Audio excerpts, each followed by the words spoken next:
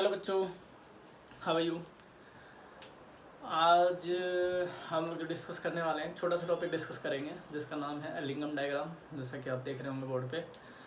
और उसके साथ कुछ थर्मोडायनेमिकल कहते हैं ना कंडीशंस जो उसको फेवर करती है नहीं करती मेटलर्जी के लिए, उसके बारे में डिस्कस करेंगे। सीधे सीधे अगर बात करें तो ये कनेक्ट होगा थर्मोडायनेमिक्स से, और थर्मोडायनामिक्स में ये चीज़ें आई थी। तो ये बीच बीच में अभी हम लोग जब एक्सट्रैक्शन पढ़ेंगे, किसी आयरन को एक्सट्रैक्ट करेंगे, कॉपर को एक्सट्रैक्ट करेंगे, या आपके पास और किसी मेटल को, पर्टिकुलर मेटल को एक्सट्रैक्ट करेंगे, तो वहाँ पर इसका यूज़ होगा। तो वो यूज़ कैसे होगा कैसे नहीं होगा, तो वहाँ पर क्या देखा जाता है, तो उसकी रिड्यूसिंग नेचर को मेज़र करने के लिए एक हेल्पफुल मेथड था जिसका नाम रखा गया एलिंगम डायग्राम। और एलिंगम डायग्राम देखिए एक्चुअल में है क्या। देखिए अभी तो क्या है, मुझे ही पता है कि बहुत सारे बच्चे हैं जो अभी पढ़ नहीं रहे क्योंकि यूटी चल रहे हैं, तो ऑब्वियस सी बात है आज पढ़ेंगे कल पढ़ेंगे, तो इसलिए मैंने टॉपिक छोटे कर दिए। अभी मैंने 2 दिन आपको जो कराया है बिल्कुल छोटा है, हालांकि लेक्चर थोड़ा सा बड़ा हो गया पर टॉपिक्स में कुछ भी नहीं है, तो आप थोड़ा सा उनको टैली करके चलना। फिर भी मैंने आपसे डिस्कस किया है। अभी आज कितनी तारीख है, आज के पास 12 तारीख, तो आज हम लोग लेके चल रहे हैं। आगे भी अगर बात करते हैं तो जो आपके पास नेक्स्ट हमारे चैप्टर में आने वाले हैं क्वेश्चंस वगैरह, 3 चैप्टर का जो टेस्ट है उसमें आप लोग क्या करेंगे कि थोड़ा सा इसको कम पढ़ेंगे, उसको ज़्यादा पढ़ेंगे, क्योंकि एमसीक्यू भी करने हैं। तो हो सकता है कि आने वाले टाइम में हम लोग उनकी प्रॉब्लम्स डिस्कस करें, क्योंकि आफ्टर एग्ज़ाम आपके पास 1 दिन का शायद रेस्ट है, उसमें हम लोग यूज़ कर सकते हैं इसको। ठीक है, तो देखिए डिस्कस करते हैं एलिंगम डायग्राम के बारे में। पहली बात, एलिंगम डायग्राम से पहले मैं डिस्कस करना चाहूँगा आपके पास क्या कि थर्मोडायनामिकल या थर्मोडायनामिक प्रिंसिपल ऑफ मेटलर्जी, कि थर्मोडायनामिक प्रिंसिपल ऑफ मेटलर्जी का यहाँ मतलब क्या है। तो आप लोग एक रिलेशन पढ़ के आए थे, आपको याद होगा, जिनके अगर बारे में मैं डिस्कस करूँ कि delta G is equal to delta H minus T delta S. S entropy को रिप्रेजेंट कर रहा था, डेल्टा एच एंथैल्पी को रिप्रेजेंट कर रहा था, बोले तो हीट को, ये आपके पास गिब्स फ्री एनर्जी को रिप्रेजेंट कर रहा था, गिब्स फ्री एनर्जी को। देखिए अगर कोई आपसे पूछता है ना कि भाई एलिंगम डायग्राम एक्चुअली में बताता क्या है, तो उसको बताओ सर ये फिजिबिलिटी चेंज के बारे में बताता है। किसके बारे में, चेंज के बारे में बताता है, फिजिबिलिटी चेंज के बारे में। ये बताता है कि भाई किस रिएक्शन के लिए कौन बेटर रिड्यूसिंग एजेंट होगा, कौन रिएक्शन कितनी जल्दी हो जाएगी, कौन सा एक्सट्रैक्शन कितना फास्ट होगा, ये उनके लिए रिस्पॉन्सिबल है। तो अगर हम लोग यहाँ जिक्र करते हैं तो ये बातें जो इक्वेशन जो देख रहे हो ये हम लोग पहले डिस्कस करके आ चुके हैं, जिसमें आपने बताया कि delta G is equal to Gibbs free energy, ये आपके पास डेल्टा एच एंथैल्पी, टी आपके पास टेम्परेचर था, और जी आपके पास क्या था, गिब्स फ्री एनर्जी को रिप्रेजेंट करता है, एस आपके पास क्या था, एंट्रोपी था। तो इसको आपने थोड़ा सा रिप्रेजेंट करने के लिए ये भी लिखा था कि भाई आपके पास जो डेल्टा जी है, अगर हम लोग यहाँ लिखे तो ये आपने लिखा था कि भाई आपके पास minus R T natural log के इक्विलिब्रियम कांस्टेंट हमने इसके लिए भी लिया था। ऐसे हमने कई मॉडिफिकेशन किए थे जहां आपने क्या किया था, इनके बारे में रिलेशन क्रिएट किया था कि डेल्टा जी अगर नेगेटिव होगा तो के विल बी पॉजिटिव, तो रिएक्शन टूवर्ड्स द प्रोडक्ट आपको पता है क्या होगा, वो बहुत ज़्यादा होगा, यानी आपके पास फास्ट होगा। तो ये ऐसे रिएक्शन हम लोग पढ़ के आ चुके थे कि अगर आपके पास डेल्टा जी अगर क्या हो जाए, नेगेटिव हो जाए, तो के आपके पास क्या होगा, तो आपको पता है कि आपके पास क्या हो जाएगा। ठीक है, तो के भी मेरे पास क्या होगा, तो आप कह सकते हो कि सर आपके पास के विल बी पॉजिटिव। तो अगर के पॉजिटिव हो गया तो ये रिलेशन कहाँ से आ रहे थे, ये रिलेशन हमारे आ रहे थे पुराने वाले कहाँ, हमने 11th में पढ़ा था, तो उसको थोड़ा सा याद दिलाऊं तो आपको याद होगा, हमने कुछ फेवर कंडीशन ली थी कि delta H T delta S, और कंडीशन फेवर किया था। तो आपको याद होगा कि अगर आपके पास डेल्टा एच की वैल्यू नेगेटिव हो जाए लाइक एक्सोथर्मिक रिएक्शन, और टी डेल्टा एस पॉजिटिव हो जाए किसी भी टेम्परेचर पे, तो आपको पता था कि रिएक्शन हमारे पास क्या होती थी, जैसे हम लोग नहीं बात करते थे स्पॉन्टेनियस। फिर अगर बात करते हो कि अगर डेल्टा एच नेगेटिव हो जाए और टी डेल्टा एस नेगेटिव हो जाए, तो आपको पता है डेल्टा एच आपके पास ग्रेटर देन होगा क्या, टी डेल्टा एस, जो हमारे पास क्या होगा एट ए लो टेम्परेचर, क्या होगा एट ए लो टेम्परेचर। ये बात आपको याद रखनी है कि लो टेम्परेचर का आपको पता होना चाहिए कि डेल्टा एच अगर नेगेटिव और डेल्टा एस भी नेगेटिव है, तो डेल्टा एच की वैल्यू क्या होगी, ज़्यादा होगी, डेल्टा एच की वैल्यू क्या होगी, ज़्यादा होगी, किससे, टी डेल्टा एस से।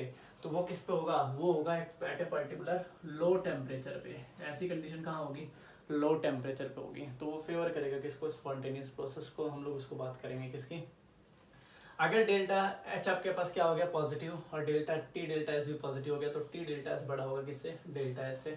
तो ये किसके लिए होगा, ये होगा हाई टेम्परेचर के लिए। तो ये छोटी सी कंडीशन थी जो हमने कहाँ पढ़ी थी, +1 में पढ़ी थी। तो इन्हीं कंडीशंस का हम लोग यहाँ फिजिबिलिटी चेंज के बारे में बात करते हैं। देखिए फिजिबिलिटी चेंज में बार बार बोल रहा हूँ, तो है क्या कि हम लोग सॉलिड से लिक्विड और लिक्विड से किस में जाएंगे, गैसेस में जाएंगे। ठीक है, कोई भी मेटल होगा, मेटल को अगर आप लोग हीट करोगे इन प्रेजेंस ऑफ ऑक्सीजन, तो आपको पता है मेटल ऑक्साइड प्रोड्यूस करेगा, मेटल ऑक्साइड प्रोड्यूस करेगा। तो ये सॉलिड से हम लोग किस में जा सकते हैं, आपके पास लिक्विड में भी जा सकते हैं और गैस में भी जाते हैं। That is feasibility change, that is entropy change.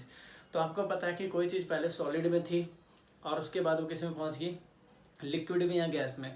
तो उसमें सबसे ज़्यादा ड्रास्टिक चेंज किस में आया, आपके पास एंट्रोपी में आएगा। और एंट्रोपी में भी चेंज कैसे आएगा, पर्टिकुलर टेम्परेचर के साथ, कि जितना ज़्यादा टेम्परेचर होगा तो आपको पता है कि एंट्रोपी भी आपके पास बढ़ती चली जाएगी। तो वो कंडीशन पे डिपेंड करेगा कि आपके पास कंडीशन या डेल्टा जी, आपके पास डेल्टा एच का रिलेशन कैसा होगा डेल्टा जी के साथ, या आपके पास टी डेल्टा एस के साथ। तो हमने मैक्सिमम प्रोबेबिलिटी ले ली, कोई मैक्सिमम प्रोबेबिलिटी आपके पास ये हो सकती है, और इन प्रोबेबिलिटी के बिहाफ पे आपको बताना है, एलिंगम डायग्राम को रिप्रेजेंट करना है। बस समझ में आ गई। तो अगर हमसे कोई पूछता है एलिंगम डायग्राम है क्या, तो डायग्राम तो कुछ नहीं है, टेम्परेचर वर्सेस आपके पास डेल्टा जी, बोले तो gives free energy, delta G, इनके बीच का एक आपके पास ग्राफ होगा जो रिप्रेजेंट करता है फिजिबिलिटी चेंज को, जो ये बताता है कि इनमें बैटरी रिड्यूसिंग एजेंट कौन होगा। कि अगर हम लोग बात करते हैं, हम लोग एक मेथड पढ़ेंगे पायरोमेटलर्जी, और वहाँ पर हम लोग क्या करेंगे, किसी मेटल ऑक्साइड को, किसी मेटल को या मेटल ऑक्साइड को हम लोग किससे रिएक्ट करेंगे, किसी बैटरी रिड्यूसिंग एजेंट से हीट करेंगे, और वो आपके पास क्या देगा, एक पर्टिकुलर मेटल प्रोवाइड कराएगा। तो उसको हम लोग बोलते हैं, जैसे आप लोग कोई भी ले लो, किस मेटल ऑक्साइड ले लिया, इसको कार्बन के साथ हीट कीजिए ये XY, यहाँ पर आपके पास क्या दे देगा, मेटल दे देगा, और प्लस में आपके पास क्या दे देगा, ये दे देगा। ठीक है, तो यहाँ पर अगर हम लोग जिक्र कर रहे हैं इसका, तो आपके पास पता होना चाहिए कि सर हमारे पास यहाँ पर किसकी प्रोबेबिलिटी क्या होगी, दैट इज पायरोमेटलर्जी।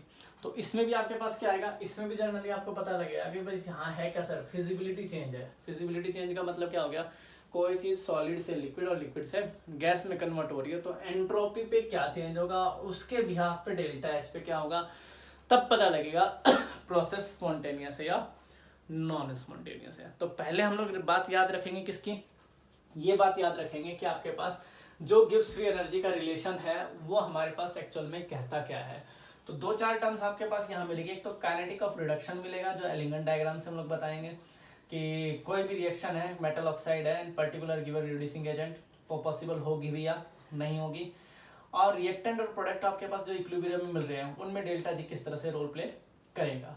तो उनकी रैंडमनेस को देखने के लिए हम लोग किसका यूज करते हैं, आप लोग एलिंगम डायग्राम का यूज करते हो। तो सबसे पहले अगर हम लोग थर्मोडायनामिकल क्वांटिटी की बात करें, तो आपको पता है कि कोई भी मेटल ऑक्साइड है, रिड्यूस होगा मेटल के अंदर at a particular temperature above the reduction of metal oxide occur the spontaneous. यानी अगर आप लोग डेल्टा एच और डेल्टा टी डेल्टा एस के बीच में कुछ भी ड्रास्टिक चेंज करोगे with a temperature, with respect to temperature, तो ये डिसाइड करेगा कि आपके पास जो रिएक्शन है, जो आपके पास कोई भी मेटल ऑक्साइड मेटल में जो चेंज हो रहा है, उसका जो रिडक्शन हो रहा है, उसके लिए कौन कौन सी चीज़ें रिस्पॉन्सिबल है। तो वो प्रोसेस भी आपके पास फास्ट होगा, या अगर कोई बेटर रिड्यूसिंग एजेंट यूज करे उस पर्टिकुलर टेम्परेचर पे, जैसे हम लोग आपके पास क्या यूज करेंगे, जैसे मैं आपको बस क्वेश्चन दिखा देता हूँ, इसमें क्वेश्चंस कैसे बनेंगे तब ताकि आइडिया हो जाए आपको। इस पे क्वेश्चंस कैसे होंगे, जैसे मैंने कह दिया है भाई आपके पास आयरन ऑक्साइड है, अब मैं इसको कार्बन के साथ हीट करूं तो ये मुझे आयरन देता है प्लस में कार्बन मोनोऑक्साइड। मैं आयरन ऑक्साइड है, मैं इसको कार्बन मोनोऑक्साइड के साथ हीट करूं तो ये मेरे को ये देता है। तो मुझे बताना है which of the one is better reducing agent एक पर्टिकुलर टेम्परेचर पे। मान लीजिए हमने बात कर ली 1073 केल्विन पे, तो इस पर्टिकुलर टेम्परेचर पे इन दोनों में से बेटर रिड्यूसिंग एजेंट कौन होगा। तो ये बताने के लिए हम लोग किसका इस्तेमाल करेंगे, इन डाटाज का इस्तेमाल करेंगे कि यहाँ पर एंथैल्पी क्या होगी, यहाँ पर एंट्रोपी क्या होगी। तो उनको बताने के लिए हम लोग किसका इस्तेमाल करते हैं, एलिंगम डायग्राम का इस्तेमाल करते हैं कि एलिंगम डायग्राम आपके पास किसको रिप्रेजेंट करता है। तो ऐसे क्वेश्चंस हमारे पास आने वाले हैं जिनके बारे में हम लोग डिस्कस करेंगे। तो पहले हम लोग ये डिस्कस करते हैं कि आपके पास एक्चुअल में जो हम लोग बात कर रहे हैं थर्मोडायनेमिकल क्वांटिटी का, जहाँ आपने जिक्र किया कि delta G equal to delta H minus T delta S, सबको पता है कि टेम्परेचर आपके पास T है, which the process spontaneous, feasibility change को रिप्रेजेंट करेगा, स्पॉन्टेनिटी को बताएगा, जहां डेल्टा जी क्या होना चाहिए, मस्ट बी नेगेटिव होना चाहिए। डेल्टा एच आपके पास एंथैल्पी चेंज है, डेल्टा एस आपके पास क्या है, एंट्रोपी चेंज है। इस इक्वेशन को आप लोगों ने ऐसे भी रखा था कि जहां आपने रखा था कि डेल्टा जी क्या होता है आपके पास, delta G is equal to -2.303 RT log Kc। ये भी आपने वहां पर डिफाइन किया था कि R गैस कांस्टेंट था, T टेम्परेचर था, K आपके पास। तो मैंने भी यहाँ जिक्र कर दिया कि अगर डेल्टा जी नेगेटिव हो तो K क्या होगा आपके पास, पॉजिटिव होगा। तो ऑब्वियस सी बात है प्रोसेस क्या हो जाएगा आपके पास, स्पॉन्टेनियस हो जाएगा। स्पॉन्टेनियस का मतलब क्या है कि भाई जो रिएक्शन आप लोग लेके चल रहे हो ना, कि कोई भी मेटल ऑक्साइड को जब आप मेटल में चेंज कर रहे हो तो उसके अंदर फिजिबिलिटी का मतलब होगी इसकी कंडीशन की बात होगी। फिजिबिलिटी का मतलब आपने जो सॉलिड लिया था, हो सकता है वो किसी के अंदर चेंज हो गया हो, वेपराइज हो गया हो, या आपके पास क्या हो गया हो, लिक्विड में चेंज हो गया हो। तो उस कंडीशंस को कैसे रिप्रेजेंट करेंगे, उस कंडीशन को एक पर्टिकुलर टेम्परेचर पे हमें क्या पता है यहाँ बेटर रिड्यूसिंग एजेंट कौन होगा, तो उसको बताने के लिए हम लोग किसका इस्तेमाल करेंगे, एलिंगम डायग्राम का इस्तेमाल करोगे। यहां पर आपको इतना याद रखना है कि greater the negative value of free energy change and more the spontaneous process किसका, मेटलर्जी। भाई आपको इतना याद रखना है जितना ज्यादा नेगेटिव होगा डेल्टा जी, जितना ज्यादा नेगेटिव होगा डेल्टा जी, प्रोसेस क्या होगा उतना ही ज्यादा स्पॉन्टेनियस होगा। प्रोसेस स्पॉन्टेनियस, प्रोसेस उतना ही ज्यादा क्या होगा, स्पॉन्टेनियस होगा। देखो बहुत बड़े बड़े लेक्चर मिल जाते हैं इस पे, एक 1.5 घंटा का टीचर समझाते हैं, बाकी हमारे पे इतनी कोई नीड नहीं है क्योंकि पीएचडी तो करनी नहीं इस पे। सिलेक्टेड चीजें हमारे को पता होना चाहिए और जिससे हमारे क्वेश्चंस आसानी से हो जाए, चाहे एमसीक्यू हो चाहे कोई से क्वेश्चन हो, आसानी से इससे हो जाते हैं। पहली बात आपको ये बता दें, जितना ज्यादा डेल्टा जी नेगेटिव होगा उतना ज्यादा प्रोसेस क्या होगा, स्पॉन्टेनियस। ग्राफ पढ़ने से आ जाएगा। डेल्टा जी देखो यहाँ सबसे ज्यादा नेगेटिव का रखा है, -1200, ऊपर 0 से स्टार्ट कर रखा है, 0, 100, 200, 300, 400, 500, -1200। टेम्परेचर यहाँ पर बढ़ा रखे हैं, ठीक है। इसको हम लोग इस तरह से यहाँ दिखा देंगे, ऐसे बंद कर देंगे, बस समझ में आ गई। तो ये आपके पास क्या दे रहा है कि जितना ज्यादा डेल्टा जी नेगेटिव होगा प्रोसेस क्या होगा, स्पॉन्टेनियस होगा। डेल्टा जी नेगेटिव कब होगा, तो delta G is equal to delta H minus T delta S. Condition आपको मिल गई। कंडीशन हमने बता दी कब हमारे पास डेल्टा जी नेगेटिव हो सकता है, लो टेम्परेचर, हाई टेम्परेचर अगर हम लोग बात करें तो सारी कंडीशन हमें पता है, फेवरेबल कंडीशन हमारे पास क्या होंगी। अब हमें बस ये देखना है कि कौन सा बेटर रिड्यूसिंग एजेंट होगा, बस समझ में आ गई। तो हमें कैसे पता लगेगा, तो हम लोग तो इससे बता सकते हैं जिसका डेल्टा जी ज्यादा नेगेटिव हो गया उसका मतलब वो ज्यादा आपके पास क्या हो गया, प्रोसेस को फास्ट करेगा, वही ज्यादा आपके पास क्या होगा, स्पॉन्टेनियस शो करेगा। तो अगर आप यहाँ डिस्कस करते हो तो देखिए आपके पास यहाँ क्या क्या डिस्कस कर सकते हैं हम, किन किन बातों को यहाँ रिप्रेजेंट कर सकते हैं। तो पहली बात आपने ये बता दी कि जितनी ज्यादा नेगेटिव वैल्यू होगी फ्री एनर्जी चेंज की, प्रोसेस उतना ज्यादा स्पॉन्टेनियस होगा। दूसरा आपने बता दिया क्या कि भाई आपके पास रिएक्शन अगर आपके पास क्या दे रहा है, positive value of delta G and can be made spontaneous if कब, कहता है कि another reaction is the large negative value of delta G. तो डेल्टा जी आपके पास बोथ रिएक्शन क्या होने चाहिए, आपके पास पॉजिटिव होने चाहिए and both reaction are occur simultaneously.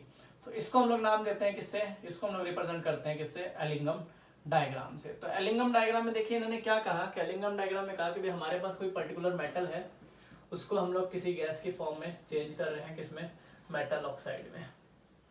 किसमें चेंज कर रहे हैं, मेटल ऑक्साइड में, ठीक है। तो फिजिबिलिटी आप देख सकते हैं, यहाँ से हम लोग गैस में किसमें जा रहे हैं, सॉलिड में जा रहे हैं, ठीक। अब इस चेंज को बताने के लिए हम लोग किसका इस्तेमाल कर रहे हैं, एलिंगम डायग्राम का। क्या बता रहे हैं, एलिंगम डायग्राम का।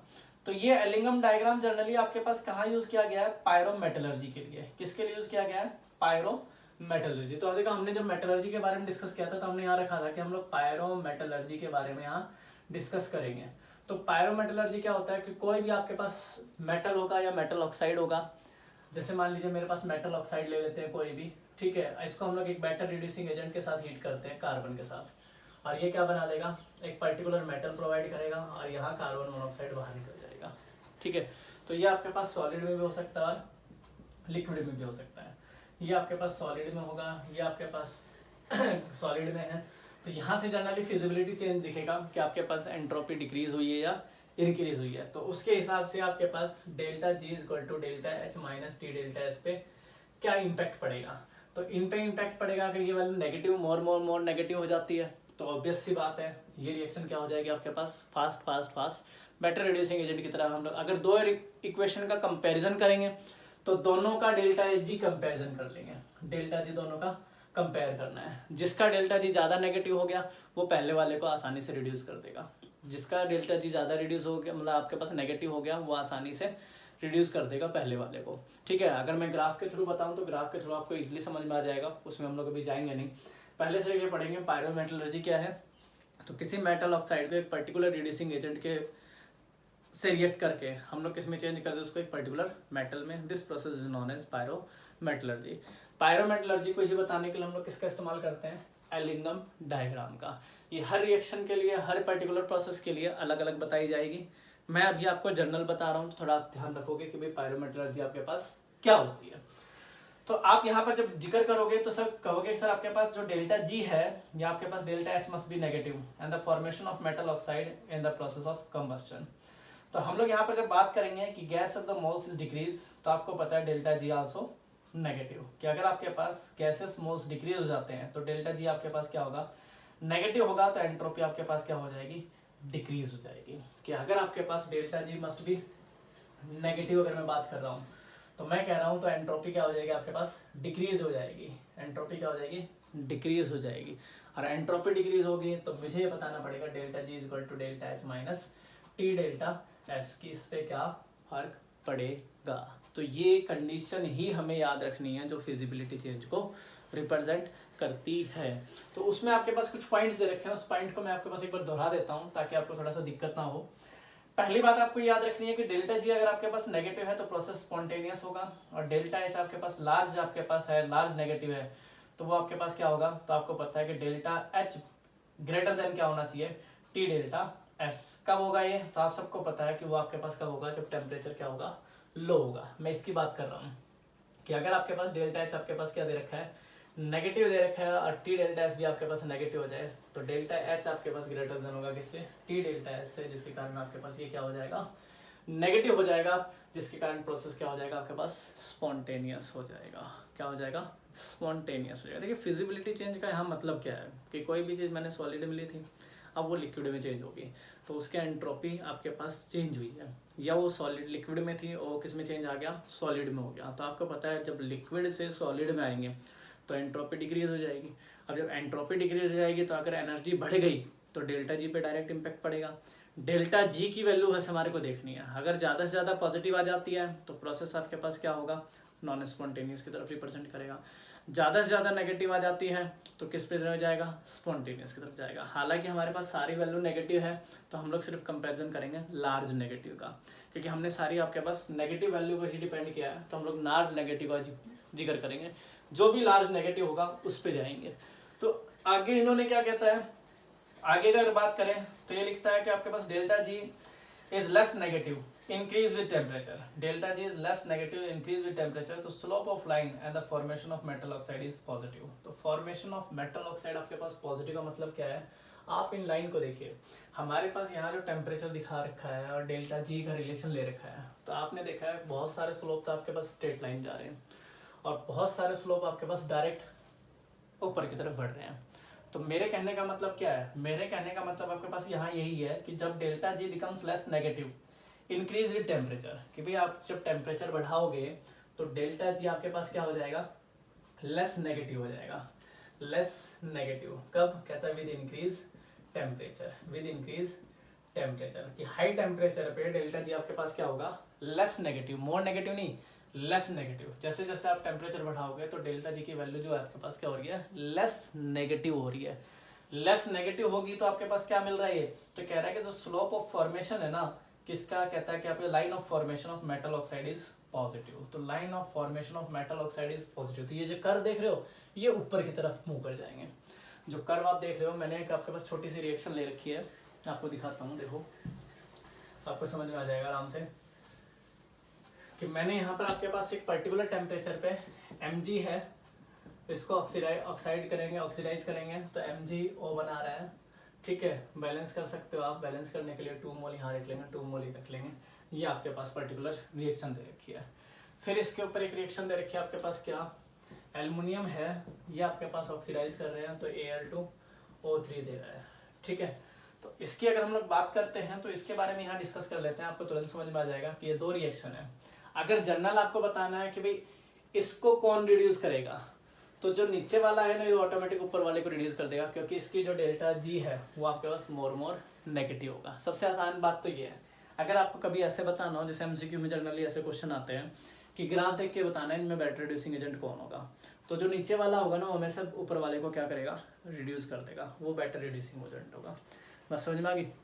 तो वैसे तो ग्राफ में तो कोई ऐसी दिक्कत नहीं आती, बट अगर आप कहते हो कि सर अगर हमारे पास बात करते हैं हम लोग किसकी, कहता है कि metal oxide is place the higher of the diagram and can by reduce metal oxide who is the placed in lower is diagram.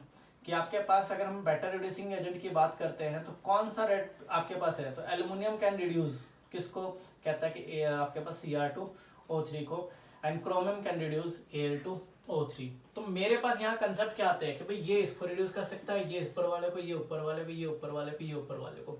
बस हमें फर्क क्या देखना है कि अगर आप हाई टेम्परेचर की बात कर रहे हो तो आपको पता होना चाहिए कि ग्राफ लाइन देखिए आपके पास, एक तो ऐसे स्ट्रेट लाइन जा रहा है, एक ऐसे कर्व जा रहा है, दोनों में फर्क है। जब आप यहाँ से यहाँ जा रहे हो तो आपके पास क्या कह रहे हैं कि आपके पास हाई टेम्परेचर की बात हो रही है, और जब आप यहाँ से यहाँ जा रहे हो तो आपके पास टेम्परेचर क्या है, मॉडरेट है, लो टेम्परेचर की बात हो रही है। तो सिंपल सी बात है, डायरेक्ट आपके पास किस पे फर्क पड़ेगा, डेल्टा जी पे, और डेल्टा जी की वैल्यू क्या हो जाएगी, अगर आपके पास मोर नेगेटिव हो रही है तो प्रोसेस क्या हो जाएगा, स्पॉन्टेनियस, वो बेटर रिड्यूसिंग एजेंट की तरह काम करेगा, यानी वो अगले वाले को आसानी से रिड्यूस कर सकता है। अगर वो क्या हो गया, लेस नेगेटिव हो गया तो सिंपल सी बात है, प्रोसेस क्या हो जाएगा आपका, स्लो हो जाएगा, प्रोसेस नॉन स्पॉन्टेनियस होगा। यही फंडा आपके पास किसका है, एलिंगम डायग्राम का। अगर हम लोग बात करते हैं किसका, कि सर आपके पास ये जनरली हम लोग बात करते हैं इसमें थंब रूल में कि भाई आपके पास जितनी ज्यादा डेल्टा एच की वैल्यू, डेल्टा जी की वैल्यू नेगेटिव होगी उतना ज्यादा स्टेबल होगा, जितनी ज्यादा आपके पास नेगेटिव होगी। तो हम बता सकते हैं आराम से सर फिजिबिलिटी चेंज आपके पास क्या होगा, तो फिजिबिलिटी चेंज में आप बता सकते हो इजिली कि सर आपके पास अगर एंट्रोपी पॉजिटिव है इन गैसेस मोल्स आर इंक्रीज, तो आपको पता है कि डेल्टा जी क्या हो जाएगा आपके पास, more negative, increase with temperature, और मोर नेगेटिव हो जाएगा तो ऑब्वियस सी बात है प्रोसेस क्या हो जाएगा, स्पॉन्टेनियस। देखिए एलिंगम डायग्राम में आपके पास क्या है, हम लोग स्पॉन्टेनिटी चेंज को बता रहे हैं, हम लोग किसको बता रहे हैं, फिजिबिलिटी चेंज को। भी हम यहाँ से आपके पास ऑटोमेटिक, देखिए इस मैग्नीशियम से हम मैग्नीशियम ऑक्साइड ऑटोमेटिक चेंज हो गया, तो यहाँ पर क्या हो गया, नंबर ऑफ मोल्स आपके पास बढ़ गए, जिसके कारण डेल्टा जी आपके पास क्या हो गया, मोर नेगेटिव हो गया। नेगेटिव हो गया तो प्रोसेस क्या हो गया, ऑटोमेटिक स्पॉन्टेनियस हो गया। बस समझ में आ गई।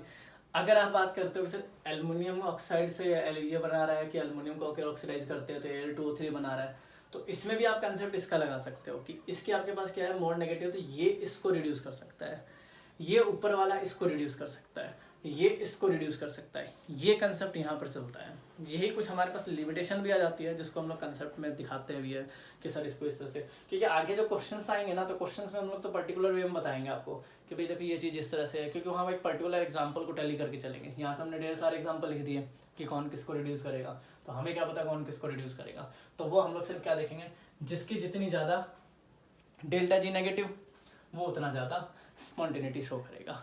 बात समझ में आ गई, वो इतना ज़्यादा आपके पास स्पॉन्टेनिटी, वो उतना ज़्यादा फिजिबिलिटी चेंज को रिप्रेजेंट करेगा, वो उतना ज़्यादा रिड्यूसिंग एजेंट होगा, यानी वो किसी भी मेटल को रिड्यूस कर सकता है अपने से ऊपर वाले को, अपने से नीचे वाले को नहीं, अपने से ऊपर वाले को, चाहे उसके पास कितना ही हो। बस समझ में आ गई। तो अगर आप इसमें और भी कोई पर्टिकुलर एग्जांपल लेके चलते हैं, तो जैसे मान लीजिए हम लोग एक एग्जांपल लेते हैं यहाँ पे, जिसमें आपके पास फिजिबल और नॉन फिजिबल रिएक्शन लिखता हूँ मैं, कि कोई भी आपके पास एक फिजिबल और नॉन फिजिबल रिएक्शन लिख लेते हैं कि हमारे पास है क्रोमियम Cr2O3 ऑक्सीडाइज करोगे, ठीक है, सॉरी एल्युमिनियम से रिएक्ट कर दो तो क्या देगा, Al2O3 और प्लस में क्रोमियम, ठीक है। एक रिएक्शन तो ये होगी जो आपके पास क्या है, फिजिबल है, और दूसरी रिएक्शन ले लेते हैं आपके पास Al2O3 है और ये क्रोमियम के साथ रिएक्ट कर दो, ये क्या बना रहा है, Cr2O3 और प्लस में एल्युमिनियम। ये आपके पास फिजिबल है और ये आपके पास नॉन फिजिबल है, ठीक है। फिजिबल का मतलब समझ लो ना, फिजिबल का मतलब सॉलिड से लिक्विड या गैस में चेंज हो रही है, ये आपके पास कहीं भी चेंज नहीं हो रही, सॉलिड भी है। तो आपको अगर इन दोनों को देख के बताना है कि इनमें आपके पास क्या होगा, कौन किसको रिड्यूस कर सकता है, तो आप आराम से बता सकते हो कि metal oxide greater the delta G negative, यानी जिसकी जितनी ज़्यादा डेल्टा जी नेगेटिव होगा वो उतना ज़्यादा आपके पास क्या होगा, स्टेबल होगा। तो metal oxide is placed higher the diagram by the reduce by the metal oxide and who is the placed in lower the diagram. तो तो हमको वहां से पता लग जाएगा कि कौन किसको रिड्यूस कर सकता है। यानी आपके पास जो ऊपर होगा उसको नीचे वाला इजीली आपके पास क्या कर सकता है, रिड्यूस कर सकता है। तो इसने हाँ यही बताया कि अगर हम इसमें किसकी बात करते हैं इसको रिड्यूस करने के लिए, तो देखो एल्युमिनियम आपके पास नीचे मिलेगा, तो जनरली एल्युमिनियम क्या करेगा, इसको रिड्यूस कर सकता है, इसलिए नॉन फिजिबल हो जाएगा, ये क्या हो जाएगा, फिजिबल, क्योंकि इसकी जो डेल्टा जी है वो आपके पास क्या होगी, मोर नेगेटिव होगी, जो किसको रिप्रेजेंट करेगी, डायरेक्ट फिजिबिलिटी चेंज को। फिजिबिलिटी चेंज का मतलब प्रोसेस क्या हो जाएगा, स्पॉन्टेनियस होगा, लगातार चल ही रहा है, तुरंत आपके पास पायरोमेटलर्जी क्या कर रही है, उसको तुरंत रिड्यूस कर देगी। बस समझ में आ गई।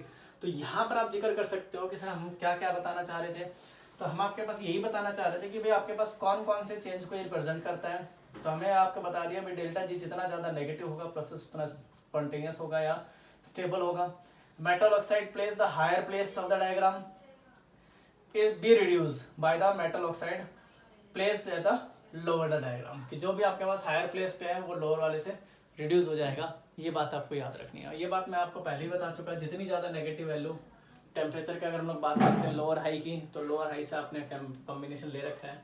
फिर भी आपको इसको बुक से एक बार दो बार रीड करके और इसको टैली से करना है अच्छे से कि ये किस बारे में बात कर रहे हैं। तो इसमें ध्यान रखना छोटा मोटा कंसेप्ट नहीं है आपके पास, सारा कंसेप्ट किसका यूज़ कर रखा है आपके पास, +1 का यूज़ कर रखा है। तो एक बार उसको रिवाइज करके कि कब प्रोसेस स्पॉन्टेनियस होते थे, कब नॉन स्पॉन्टेनियस होते थे।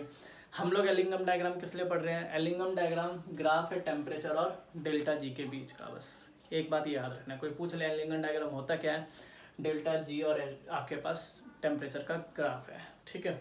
किसके बारे में रिप्रेजेंट करता है, तो पायरोमेटलर्जी के बारे में बताता है। पायरोमेटलर्जी क्या है, तो मेटल ऑक्साइड को किसी बेटर रिड्यूसिंग एजेंट से रिएक्ट करके मेटल बनाना पायरोमेटलर्जी कहलाता है। बस समझ में आ गई, ठीक है। उसमें हम चाहे कार्बन यूज़ करें, चाहे ऑक्सीजन यूज़ करें, चाहे कुछ भी यूज़ करें, उस बेटर रिड्यूसिंग एजेंट का कैसे पता लगता है, तो उसका पता लगता है थर्मोडायनेमिक प्रिंसिपल ऑफ मेटलर्जी। यानी हम लोग किससे पता लगाते हैं, गिब्स फ्री एनर्जी से, इससे पता लगाते हैं, ठीक है।